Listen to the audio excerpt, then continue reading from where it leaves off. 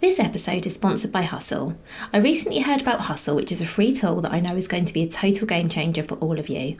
Hustle is a mobile app that gathers orders from all of your sales platforms, such as Shopify, Etsy, Amazon, and eBay, prioritises them, finds you the best shipping deal, and allows you to print off your shipping labels all without leaving the app.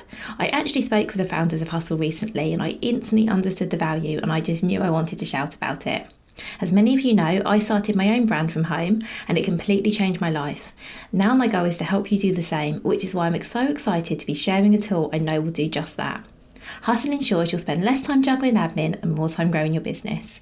Download Hustle from the link in the show notes and you'll also be able to get £5 off your shipping fees with an exclusive offer just for listeners of this podcast. Welcome to the Bring Your Product Idea to Life podcast. This is the podcast for you if you're getting started selling products or if you'd like to create your own product to sell. I'm Vicky Weinberg, a product creation coach and Amazon expert. Every week, I share friendly, practical advice as well as inspirational stories from small businesses. Let's get started. Hi, so today on the podcast, I'm speaking to Eleanor Santos from Visualise Brands. So I've asked Eleanor to join me on the podcast to talk about visual branding and specifically how it relates to selling your products on Amazon. Although I will say that I want at least 80% of what we talk about applies wherever you're selling your products, whether that's on your own website or on a different marketplace. The advice Eleanor has about visual branding will apply to you as well. So don't be put off if you're not an Amazon seller. And in this conversation, we talk about the visual aspects that make up your product listings. So the images and graphics you have that help to sell your product. Eleanor goes into lots of details. There are some visuals that she uses in this episode as well, but don't panic if you're listening to this episode. They are definitely additional. You don't need to be looking at anything to get the most out of this episode. However, if you would like to see a couple of examples that Eleanor references when we're speaking, you can go and watch this episode on YouTube. And that's a reminder that I have a YouTube channel with all of the previous episodes on there as well. So I would love now to introduce you to Eleanor. Hi Eleanor, thank you so much for being here. Hi Vicky. So let's start by you please give an introduction to yourself, your business and what you do. Yeah, so my name is Eleanor and my company is Visualise Brands. And I specialise in visual branding for product-based businesses and e-commerce people selling online. And so what I do is look at a product listing and work out why it's not selling, and then help to implement change to help the person sell more products online. Well, that's amazing. Thank you. I have so many follow-up questions for you. But let's start with what exactly is visual branding? So visual branding is everything that somebody sees about your business. So it's your visual way to tell people your story about yourself and also your products. So everything that you can see, that's everything from your product listing, your logo, your photography, infographics, social media content. And I think it's about creating something that's consistent and memorable. So people should be able to recognize you online from your brand. That makes a lot of sense. Thank you. And I guess from a product listing perspective, it's everything that's not the text. So it's the images, as you said, and the graphics and infographics and videos and all of those types of things. So it's not the words, it's the visuals that help tell the story in a visual way. Yeah. That makes a lot of sense. So I would love to talk a little bit about visual branding for Amazon, because as you know, that's something that I'm really passionate about. So why is effective visual branding so important for businesses who are selling on Amazon? So I like to think about, if you don't have a brand on Amazon, all you have is product listings. So I think that people confuse why Amazon is different to a website. So a brand, as we discussed a minute ago, is something that you can recognize. And it's really your secret weapon within Amazon to be able to showcase that you're not just one product listing, that you offer many things and that you are a brand offering many products. And another good thing about having strong visual branding on Amazon is that it gives people credibility. It shows that you're professional and it helps you to communicate your message clearly online through your visual branding. That makes a lot of sense. And I think also when I see myself as a product listing on Amazon and the branding's really clear in the photos, maybe A+ content, I feel like that makes a brand more recognizable. So if I were to see them off Amazon, like say I saw them in the supermarket or at a trade show or their website, whatever it is, I think it really makes it clear, oh, this is the same brand. Whereas I think sometimes if your product listings are very generic, and that doesn't just apply to Amazon, it applies to anywhere, I'm probably not going to remember what the brand is, particularly on a marketplace like Amazon, where there are so many brands on there. The amount of times someone will say to me, oh, where did you get that from? And I say Amazon, but I couldn't tell you who the brand is because there was nothing really visual to tell me, and certainly not to stick in my mind. Absolutely. And I noticed that a lot with brands, especially when they're moving across platforms. So their website might look totally different to their Amazon, and the same with their social media. There's no consistency. And so, like you've just pointed out, it becomes hard to remember a brand if they're not taking their visual branding seriously. And it also becomes really hard if there is that inconsistency to know, is this the same brand? Because I've definitely had that where I've looked at, like, say, social media versus a website, and you go, is this their social media? Because the colours are different, or some things, you can't be quite sure, does this actually align? And I think as a customer, that's a little bit jarring. Yeah, definitely. And I think it is that thing that you've made is a really good point. When you buy something and you can't remember where you've bought it from, brands aren't doing a good job, because obviously if you can't remember where you've bought it from, you're not going to purchase from that person again. So it can be super powerful. And I have a couple of slides that demonstrate why it's so important on Amazon, if I'm able to share those with you now. That would be brilliant. And so, obviously, if you are listening to this podcast, don't worry, it's still going to be audible. You're still going to be able to get what we're talking about just by listening. However, if you are able to go over to YouTube and watch this episode, you'll be able to see Eleanor's slides as well. So, if that's possible for you, just a little reminder that we are on YouTube. So, how I want you to think about this is that when you're on Amazon and somebody types into the search bar for a product that they're looking for, hundreds of listings are going to come up. Whereas opposed, if somebody lands on your website's going to be filled with only products that you're selling. So it's really important on Amazon to, first of all, get the attention of people and to get them onto your product listing. So I think what this graphic here just kind of shows in a really kind of raw form is that there's hundreds of people doing the same, and how are you going to make yourself stand out? And the next thing that I wanted to show you is eventually they find your listing. So if we look at the example that I've got here, the shopper is looking for a hairbrush for curly hair, and they found that brush and they've put it into their basket. So that's great. You've done the first part really well. They've found one of your products online. But they're still shopping and they're looking for other products that you sell in your shop. So on Amazon, how can we illustrate to the shopper that you have other products that they want? It could be, we're looking at, just for the people that are listening on the podcast, that they might be looking for scrunchies, they might be looking for a silk hair bonnet, they could also be looking for hair mousse.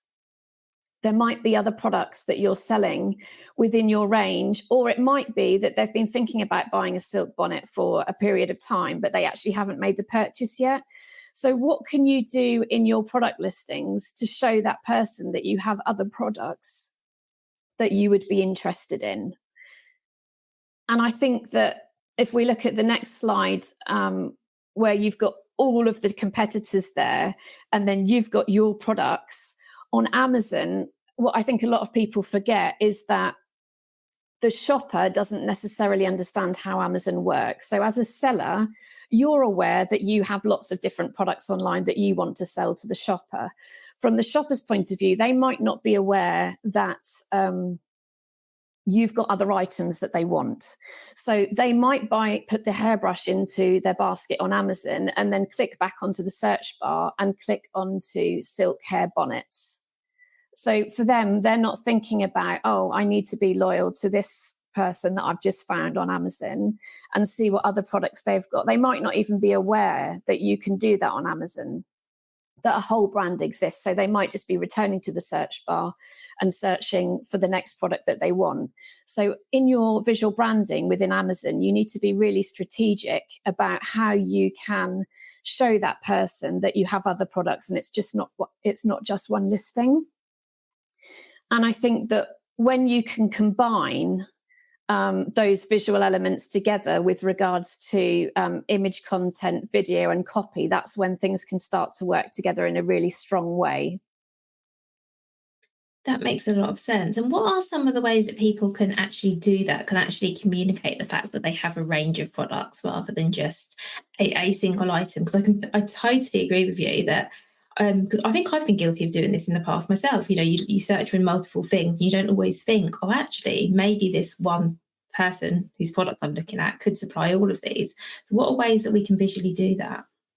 Absolutely. So I think the first thing that you need to think about with your product listing on Amazon is that the shopper needs to get all of the information that they can from your listing in order to make an instant buying decision. And if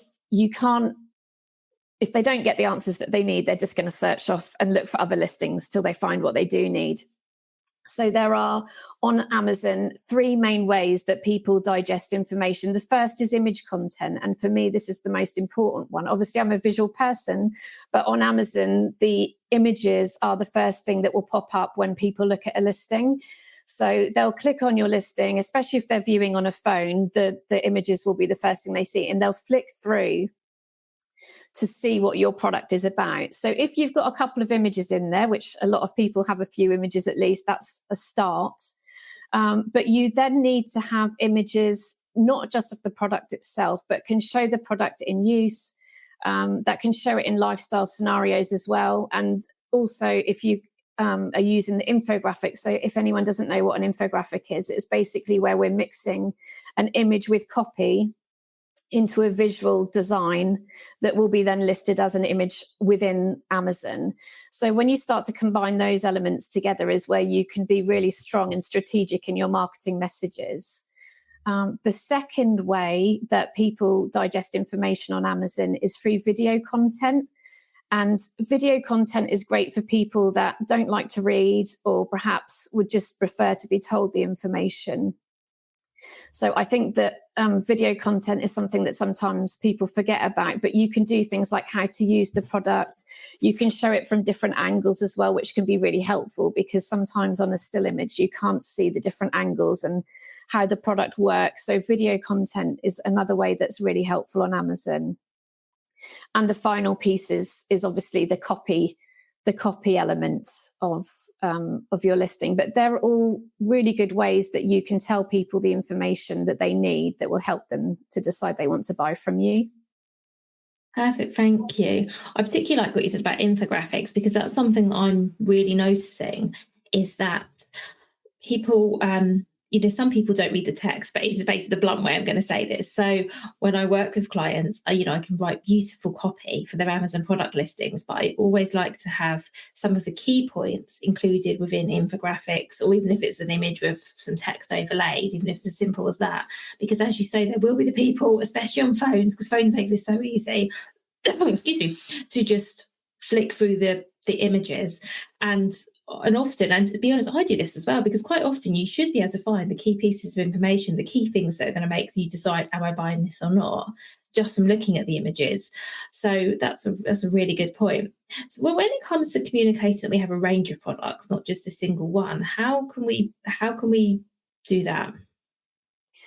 So I've got a couple of examples that I can show you and I can talk it through to you as well. But I think before we actually go on to that part, I just want to kind of explain to people what they need to have in the visual content with an Amazon that will help people buy. Is that okay if I show you that first? Yeah, absolutely. Because I'm assuming that having all of this is really going to help with both their conversion rates and their sales. So I think this is really important for people to know.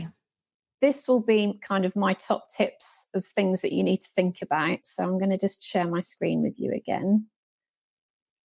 So this is my reminder that if you're going to listen to this, I promise you're going to get everything you need from this conversation. But if you're able to go on YouTube, then you can go and see the slides as well. Okay, so hopefully you can see my screen. So as a seller, one of the most important things you can think about is, do you make the buying decision easy? So what do I mean by that? We've discussed it a little bit already. So are people receiving the information they need? Are you making the decision easy to choose your product over somebody else's? So I'm going to give you a bit of an example here.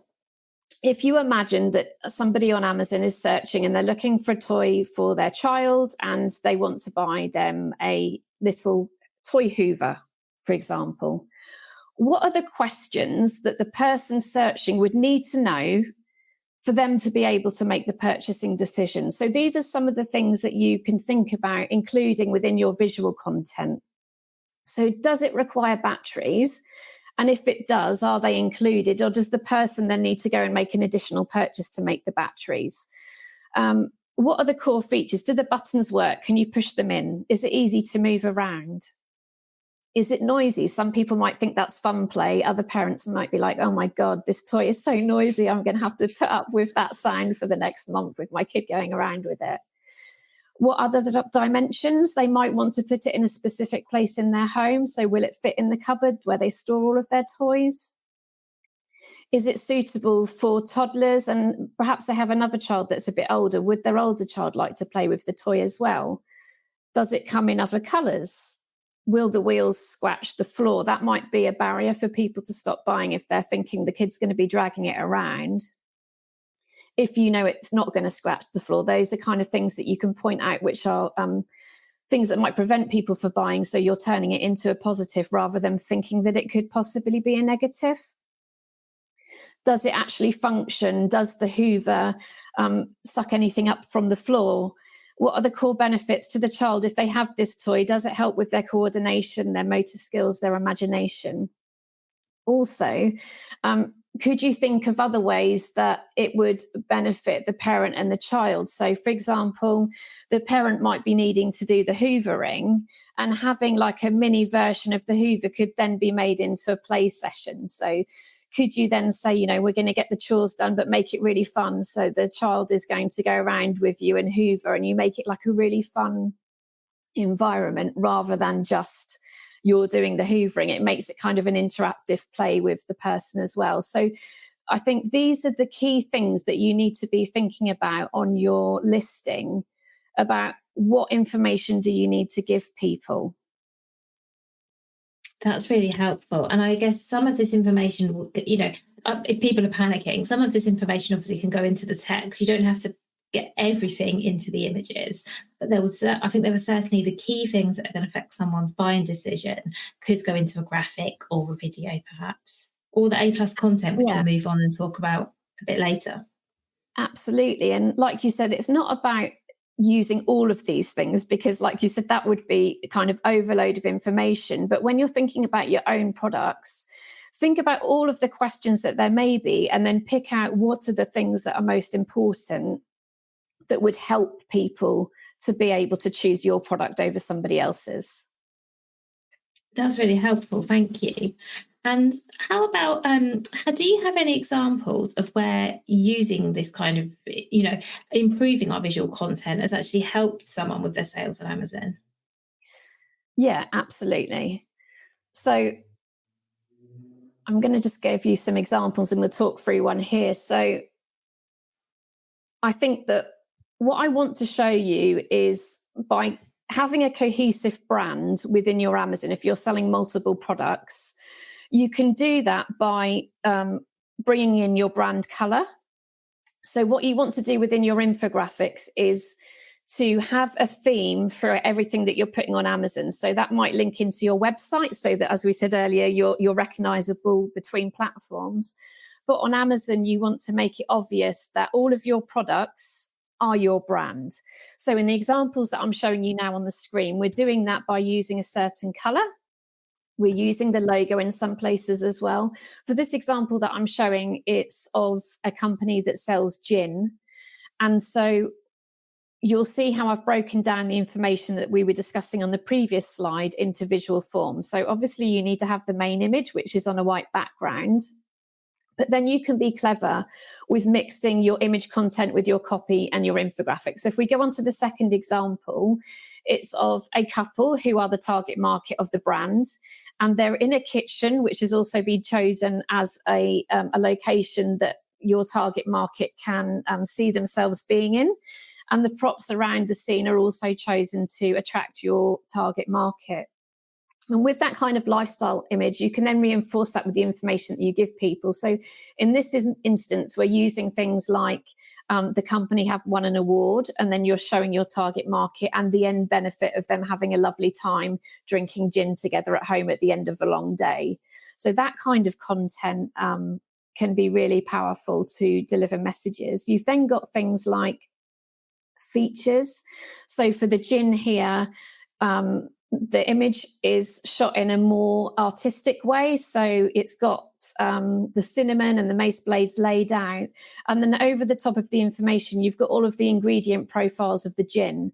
So including creative content with, let's say, more boring facts, but that are important, the profiles of it, when you mix them together, you can then give a really powerful and strong message.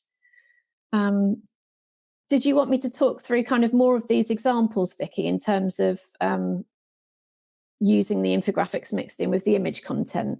No, I think this is great. I think just getting people thinking about the fact that we can use text and images together is brilliant. Just as a way of getting across more information, because I think a lot of us have great photography and some really nice images, but it's really good when you say that you can simply just overlay some text with some of the key points, and that's an infographic. So for anyone who's scared thinking infographic means you have to have something fancy made up, it could just be as simple as examples Eleanor's giving, where you have a really nice product shot, but then you have some text overlaid on that gets across one of your key messages, for example. Absolutely. And I think that it doesn't have to be over the top. And I think the more simple it is and the less information over the top of the images, the better, because people are going to be wanting on Amazon to take the information in quickly. So you don't want anything that's really text heavy. You want simple, short bits of information. Like for the gin example here, like just the size of the bottle. I made a purchase the other day and I was a bit disappointed when I got the bottles. I actually bought some non-alcoholic spirits. And when I got the bottle back, I was expecting the bottle to be larger. So you can prevent these kind of issues of returns as long as you have the information there. So by showing the size of the bottle with people and also reinforcing it through the size is a 500ml bottle, means that people will be less likely to be disappointed or return items because they're being told exactly what they're getting.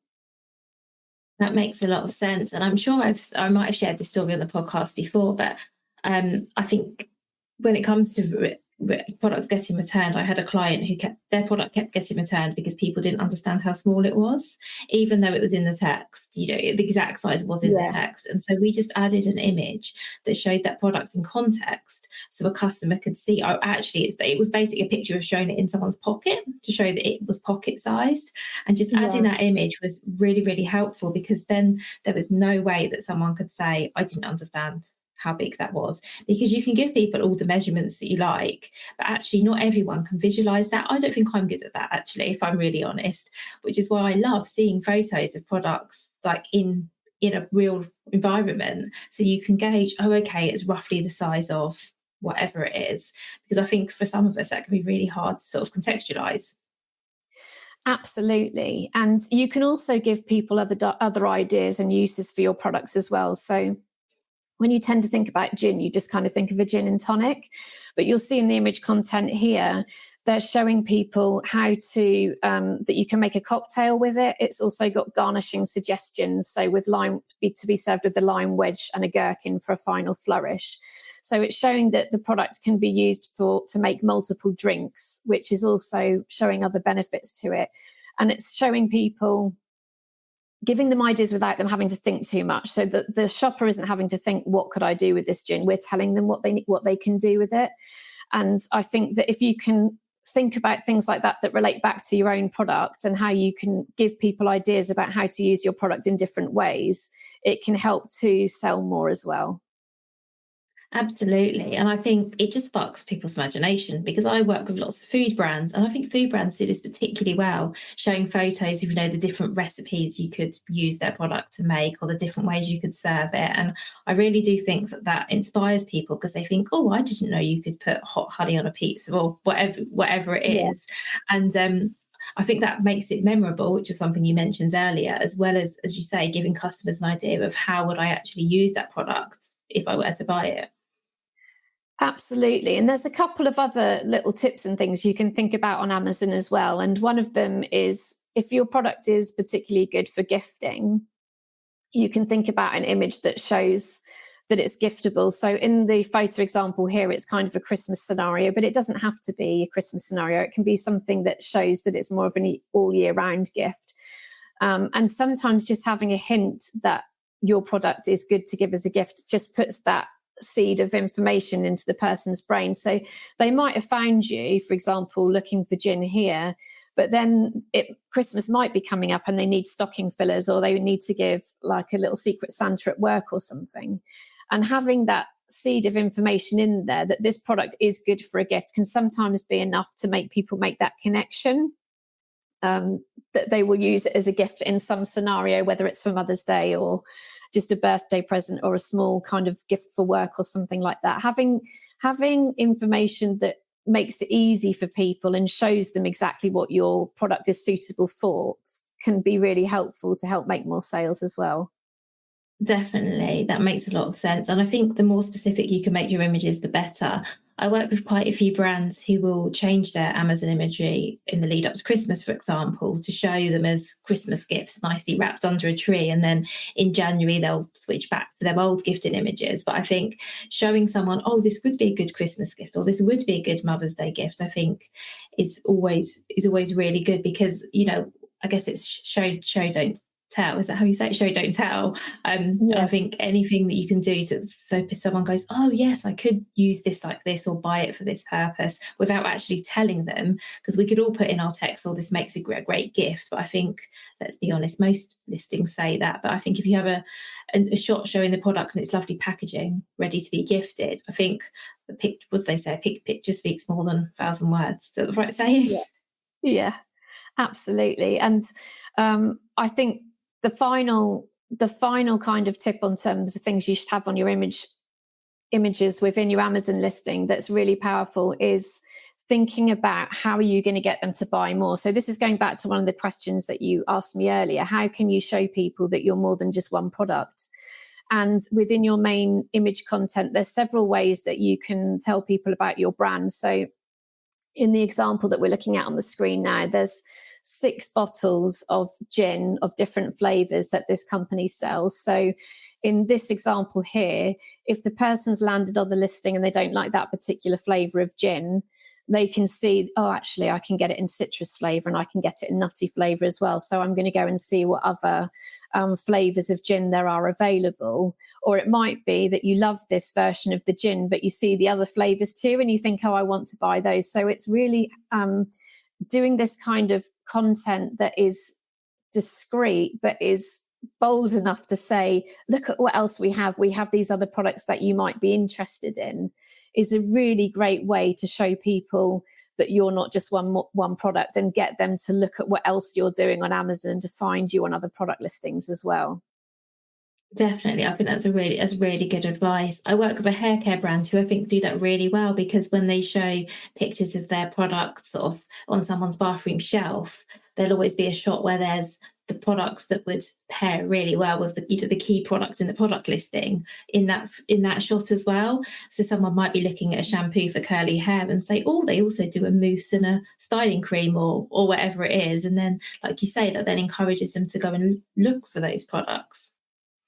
Yeah, and that's a really good example of another way to show it in a discrete situation, isn't it? Because they can see all of the branded products lined up. So that's a great example of how you can include strong image content to encourage upsells and cross sells across your product range. And so do you find that with the brands that you're working with, that like people improving their visual content, does that lead to an increase in sales? Yeah, absolutely. when I'm just going to put another example up on the screen whilst we're talking about it, so you can see kind of like a softer design style as well. Definitely, if you have a strong brand presence, it's first of all what we were discussing about it being recognizable. So people are more likely to come back to you when they're looking for products because they're going to have remembered you, because you're showing your logo, you're talking about your brand more, your presence is bigger. But also within your product listings, if you're including information about other products in your range, and you're also saying we have this available in other variants, or this product sells well with this range, pairs well together, that kind of thing. If you're doing that within the Amazon listing, you're doing everything you can, which really encourages people to purchase more from you and to learn more about you. If you don't have that information, they're more likely, like I said before, to click off and look for that elsewhere. But if you're already telling them you do this, they might be looking for something else, but you're showing them you do other things. So they're more likely to then put your brand name into the search bar then, or click on your brand store and explore what you're selling further. So it's a really, really good way to tell people more about what you do within your listings. That's brilliant. Thank you. And I think this is also a really good point to say that if you're listening this far and you're not selling your products on Amazon, I think it's fair to say, Eleanor, that all of this advice applies equally as well on your own website as well. 100%, yeah. I don't think there's anything we've said that you couldn't do on your website or on a different platform if you're not selling on Amazon. But I would love now to talk about something a bit more Amazon specific, if that's okay, which is some of the features you get as a brand registered seller, such as A+ content and brand stores. So first of all, I'm sure you're going to agree that these are things that if you have brand registry, you definitely should be taking advantage of. But I'd like to hear in your words, Eleanor, what do you think the benefits are of using some of these features? I wonder actually if I should start by explaining what a brand store and A+ content is. Yeah, I think so. I think there'd be some people that aren't aware of it. I know that I've been speaking with some brands recently that weren't aware that you could have A+ content or brand store. So I think that'd be a great place to start. Amazing. Well, I'll start off with that then. So if you have a registered trademark or a pending trademark in the UK, for this example, because Eleanor and I are both based in the UK, but this applies in other countries as well, you can apply for what's called Amazon Brand Registry, and you get lots of benefits being a brand registry seller. But the ones we're going to talk about today are brand store and A+ content. So A+ content is additional content that sits further down your product listing. This is a great thing to show people visually. It's always much harder audibly, but it's additional content. If you scroll down the product listing, and it's often in the form of visuals, you can use text in A+ content, but actually, and I'm sure Ellen, you'll agree, it looks so much nicer when it's image based, and you can do a lot more using images. And a brand store is basically, you can think about it as like a brand page or like a mini website, but it's on Amazon. And this is your place where you can have all of your products there. You absolutely should have all of your products there. You can also talk a bit more about your brand. You can have additional videos and images and all kinds of content to let people know who you are, what you do, and what you sell. So hopefully, I don't know, that's a good overview. Yeah, absolutely. And I just love A+ content and what you get with that. And I think if you're thinking about the way that people search for things on Amazon, they're starting at the top of the listing where you've got the image content and the descriptions and the product descriptions, and you scroll down the page, and somebody's scrolling down the page because they're interested, and they're probably going to go and have a look at the reviews and give those a little bit of a read. And then below that, they get down to the A+ section. And I think that that's really powerful because that's really your time to shine. So if they're getting to this section of your listing and they haven't decided to buy your product yet, this is your opportunity to persuade them that they need to buy your product rather than somebody else's. So you get to brand it all with your logo and your information, and you have different sections that you can kind of drag and drop to build out your A+ content. And it gives people more information. So you can put more photos in there. You can tell them more about the product. You can put a bit more about your brand story. So if you want to try to make a bit more of a personal connection with people that are shopping on Amazon, you can tell them a bit more about yourself and why you're special and why you're different to other brands as well. It just makes you a bit more personal than you're just not somebody big selling online. You're a company, you're a person. I love that part, that you can tell more of your story. You can also include additional content in there, like by building the box out. You could use it, for example, for recipes. You could use it to show people step-by-step guides of how to use a certain product. You can use it to show other products in your range. And one of my absolute favourite features on there is the comparison charts that you can have at the bottom. And I love to use those to show different products in your range. So things that might sell well, so that you can upsell people. So like we're saying, how can you get people onto your other listings? Using that comparison chart section to show other products that you have available, to get people clicking on those and adding them to their basket as well. That's my absolute favourite thing, the comparison tables. And I often say to my clients, if you don't think you have enough visuals, you don't think you have enough content to build out the full A+, at least put a comparison table up as a starting point. Because as you say, it's such a great way of letting people know that you sell other things. And I'm going to give one tip on here, if that's okay, which is, if you sell your product in different colours, for example, don't list all of those in the comparison table. I see people do this a lot, but if you set your listings up properly, you should be able to choose those right at the top of the listing as options. What you want to do is talk about completely different product listings that are separate, to get people to go and look at other things that you sell. So that's my piece of advice there. That's a really great tip. So what do you think some of the benefits are? I mean, I'm assuming they're going to be similar to what we've covered already, aren't they? About sort of talking about your brand, explaining your range of products. Is there anything additional that having a brand store and A+ content gives us? I think definitely the A+ content is that final extra sale. I think if people are kind of sitting on the fence, the main benefit of having it is that final push to get them to purchase it.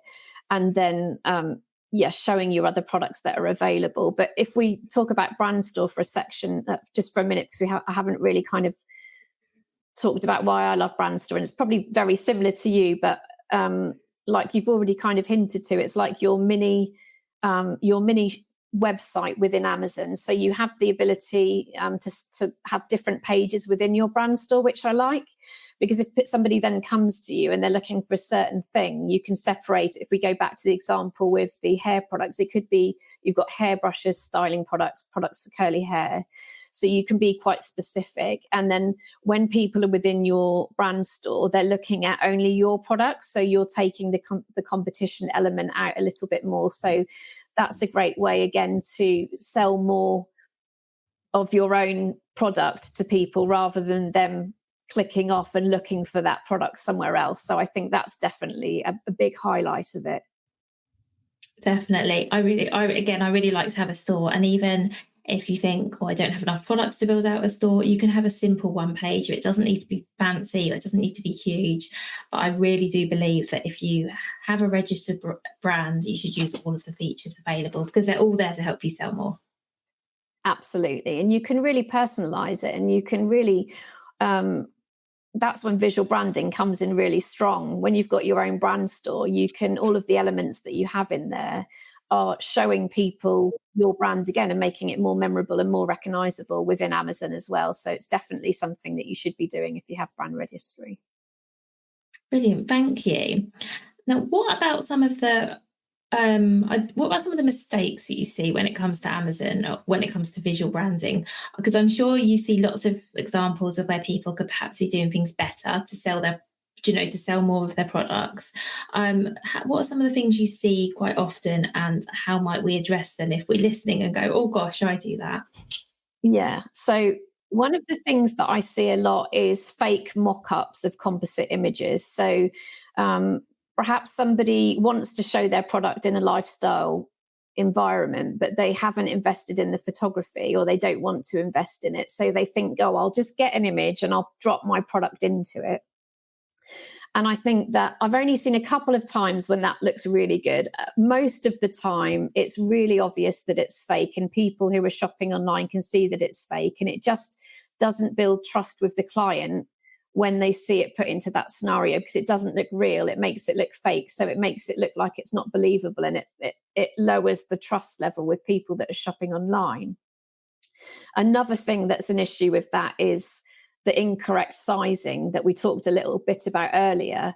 So if you're putting it into a composite image and you're not aware of how you need to size that product to make it be the realistic sizes, you're going to have issues with returns. And I have a really good example of something that happened to me. Actually, I was buying some tweezers to put into my photography toolbox. So if I'm doing really delicate work on a photo shoot, I like to have some tweezers so I can move around like little elements within the shoot scenario. And I was in a rush and I was on Amazon, so I was doing it really quickly. And there was only like 1 or 2 images on the listing. And I was like, I just ordered it. So I'm thinking I'm getting like a regular sized pair of tweezers. It turns up and it's huge. It's like 40 centimeters long, these tweezers that I've got. And they're actually for a fish tank so that people can move things around the fish tank without getting their hands wet. So not having the right images or making things where the sizing is wrong is definitely one of the main issues that I see people have and definitely causes returns. So yeah, that's my first one. My second one is product colour issues. Now, I've had a couple of situations where people have wanted me to enhance the image colour of their products. And I've said to them, no, this is really not a good idea, because when you have the product listed and you want to make it look more vibrant, but the reality is that the product is more dull or toned down in colours, all that's going to cause you is issues with returns, because people are expecting this vibrant product to turn up, but what they're actually getting is something that looks quite different. So don't try to enhance the colours. You really need to show what the product really looks like. And the second problem related around product colours is where people have tried to do the image content themselves. And they might have multiple products on their listing, but the colour of the product looks different in each image. Because they don't know how to colour balance the image properly. So one might be taken in direct sunlight, one might be in the shade, and then they might have a couple in between, and the product colour looks different in every single image. So I think they are the 2 most common ones that I see. And I do have one more, but I don't know if you have any thoughts on those ones. I think I agree. I totally agree with you on both. The first one, I don't know if I see it that often, which is a really good thing. So the brands I'm working with aren't doing that. So that's great. The second one is something I see quite a lot. And as a customer, I find it really frustrating, because I've looked at things before, especially when something's colour specific. So I was buying something for my daughter recently. She really likes lilac. I was looking for something in lilac, and some pictures it looked lilac and others it looks more like bluey purple, and I couldn't quite gauge how light or dark it was. And I did what most people do in that situation and just didn't buy it. So I think these are some like relatively easy wins in terms of getting more sales. But I think if most of us are so impatient, aren't we, that if something doesn't look quite right, or we've got any sort of questions that aren't answered instantly, we just click away and go and find something else. So I think that people who are doing this are definitely losing out on sales. Yeah, absolutely. And I've got one more that I would like to share with you. And I've got a couple of slides that I think help illustrate this that'd be really well. Brilliant. So this is something that I see even really big brands doing. And it's probably the most common thing that I see people doing wrong on the listing. So if you are doing this now, you need to stop it, because you are sabotaging your success on Amazon. And you probably don't even realise that that's what you're actually doing. So this is the most common one that I see. And that is, it's so obvious. You are an expert of your product and you know everything about it, because you've spent however long you've spent designing it, making sure it's perfect. You might have invented some kind of technology that's really unique and nobody else is doing, and you think it's absolutely fabulous, and you think it's obvious to everybody else. Everybody else knows what it is. But on the other side of that, you've got the shopper, and they're thinking, hang on a minute, what are they talking about? I don't understand the language that this person is using. So technical language is an issue. Assuming people know things about your product, because for you it's obvious, you know it because you live it every day. The shopper doesn't. So you need to change your mindset on changing your thought process into something that you might think is really important about your product isn't necessarily the same thing that's going to sell the product to the shopper. So you need to switch your mindset and think, how will this product help the customer? What problem do I solve, or what benefit will it give them? What's the end result they'll have from using my product? And that is the biggest mistake for even very big brands I see making on Amazon, is assuming that it's obvious. That makes sense. And also, I think, assuming that they know what's important to the customer. So I've got a really good example of this, of a brand I was working with who sells a supplement. And the listing initially talked a lot about the various ingredients of this supplement. However, when I worked with them, what we did is we reworked the listing to talk more about the benefits of the supplement and, the kind of things you might expect to experience if you took it. Because I think the client who spent so long developing this was really keen, to talk about the fact it's got this and it's got this and it's got this. And I had to explain to them that actually I consider myself relatively intelligent, and I didn't know what any of these ingredients were. I didn't know what any of them would do for me. And I am a potential customer because it was a supplement intended for people over 40. I fall into that bracket. And I had to say to them, I actually personally wouldn't buy this, despite the fact it sounds great now you've explained it to me, because a list of ingredients means nothing. I want to know, why should I take this? What are the benefits of taking it? Are there any potential side effects? How long do I need to take it for before I see benefits? Those are the things that I'm looking for if I'm buying a supplement. The list of ingredients, not so much. So, and I'm not saying that isn't important information. It needs to be somewhere in the listing. But we found that by tweaking the listing so that the infographics are talking more about the benefits, completely transform the sales, because suddenly people were saying, oh, I can see why I might need to buy this. And it did make a huge difference. Yeah, it really does when you start to think about it in a different way. And it is hard because you've kind of poured everything into doing your listings, haven't you? And your products and what you think is important. And sometimes it can be hard to hear that what you think is the important thing and the most special thing about it actually isn't going to help people buy it. Yeah, and I think, like you said, there's not a nice thing for anybody to hear, but I think it's a good thing for all of us to think about. And actually, a really great way you can find some of this out is by looking at your reviews. If your product's on Amazon already, one of my top pieces of advice is to read the reviews and see what people are saying about your product, because that will give you an indication of whether the things you think are important are the things they think are important. And I think that's probably, unless we're in a position where we can go out and actually talk to our customers, I think that's a really good way of finding out what is that people like and dislike. And that will really give us some clues about the types of things we need to make sure are really clear in our listings. Yeah, definitely. And it might bring, the same thing coming up over and over again that you didn't even realize was for a certain type of person would be buying it. So you could discover new things, can't you, by looking at the reviews and seeing how people are using it. Definitely. I always think that's really interesting. And I can't think of a specific example off the top of my head, but I've definitely worked with brands where they've had a bit of a surprise because they found out someone was using their products in a different way to what it was originally intended. Yeah. So thank you so much for all that you shared with us, Eleanor. I have one final question before we finish, if that's okay. And that is, what is your number one piece of advice to entrepreneurs looking to enhance their visual branding on Amazon?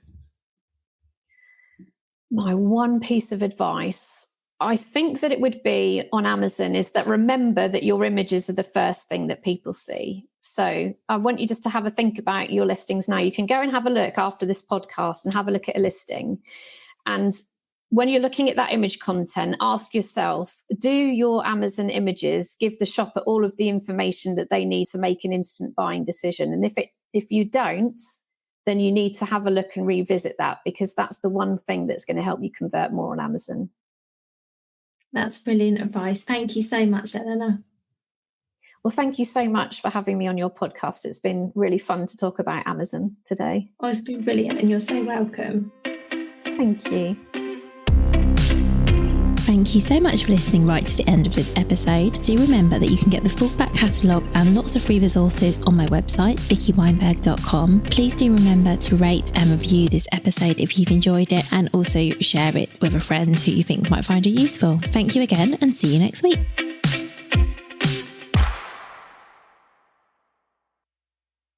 Hi, this is just a little note to say if you've enjoyed this episode, or indeed any of the episodes, and you would like to, I don't know, buy me a coffee or something, you can actually now leave tips. So there's a link to how to do this in the show note. Of course, do not feel obliged to do this. This is a free podcast. This will always be a free podcast. But as I say, if you want to buy me a coffee, you can do that via the link in the show notes.